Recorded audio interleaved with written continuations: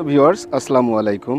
আমি সবুজ ভাই চলে আসলাম মিনি কক্সবাজার খ্যাত মহিপুর তিস্তায়। আজকে এখানে আসার আমার একটা উদ্দেশ্য, এবং এটাকে আপনারা সতর্কতামূলক একটা কন্টিনিউ বলতে পারেন, যে এখানে দেখেন, এটা আপনি একটু দেখান যে এখানে বিভিন্ন জায়গা থেকে দেখেন, এখানে একটা পরিবেশ যেখানে অনেক ছেলেপেলে গোসল করতে আসতেছে। হ্যাঁ, বিভিন্ন জায়গা থেকে দূর দূরান্ত থেকে মানুষ আসতেছে এটাকে এনজয় করার জন্য। কিন্তু এখানে প্রতিনিয়ত দুর্ঘটনার শিকার হচ্ছে মানুষ। এখানে গোসল করতে এসে এখানে মানুষের প্রাণহানি হচ্ছে। আমি আজকে যে জায়গাটায় আছি, একটু জায়গাটা দেখালে আপনারা বুঝতে পারবেন। এই জায়গাটায় গতকালকে একটা ছেলে, ক্লাস 9-এ পড়া একটা ছেলে, গঙ্গাচড়া থেকে গোসল করতে এসে এখানে নির্মমভাবে পানিতে ডুবে মৃত্যুবরণ করেছে। আসলে আমরা অনেকে জানি না যে এখানে দেখা যাচ্ছে যে এখানে পানি নাই। একটু এদিকে আসেন।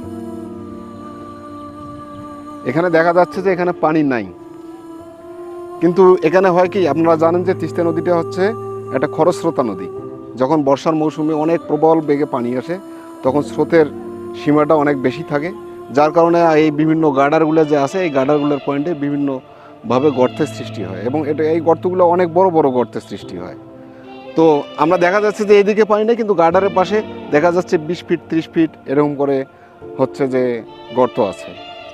তো আমরা না বুঝে না শুনে হয়তো বা এখানে ছেলেপেলেরা আসে, যারা সাঁতার কাটতে জানে না, তারা তিস্তায় নামে, যে পানি তো নাই, এখানে গোসল করতে আসে, একটু তারা মজা করতে এসে দেখা যাচ্ছে যে সেই গর্তের মধ্যে পড়ে যাচ্ছে, এবং পড়ার ফলে কি হচ্ছে, তারা মৃত্যুবরণ করতেছে।